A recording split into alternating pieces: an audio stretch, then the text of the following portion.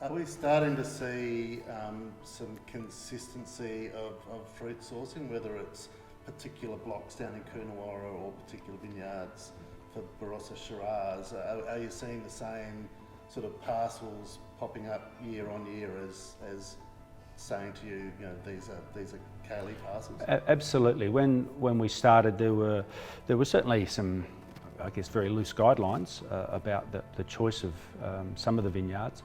The number one, hands down, is it's our own Coonawarra resource, and it's one block that we've used. So that's always a given, and that's always been one of our most consistent blocks every single year. So that's why we work with that block. The Barossa Shiraz vineyards have alternated a little bit, and we do have a lot to choose from. Yeah. We are a Barossa winemaker. It's a handy resource there.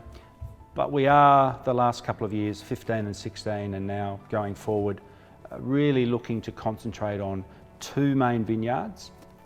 So we have a Barossa Valley Shiraz, which was planted in 1901, and then an Eden Valley Shiraz. So Kevin, that Eden Valley vineyard, what did you need to do viticulturally to elevate that to the level you needed?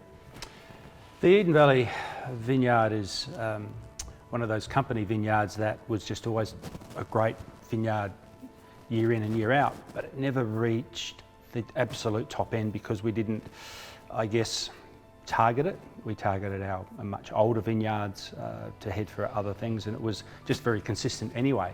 It's only the Barossa when people talk about a 50-year-old vineyard, it's, you know, just not getting the attention that the old ones get. It's just a baby. But I guess we were challenged by Robert in the early days to say, well, what about this vineyard? And I think there's a lot of emotion with the vineyard because it was arranged to be planted from Jess's grandmother, Helen Hill-Smith. And so that part of the winery was owned by Helen. So they, as I said, planted in 1968 to 1971, and I think Robert was really, with the hut sitting around it, was like, well, can we use this? So we have used it in great years.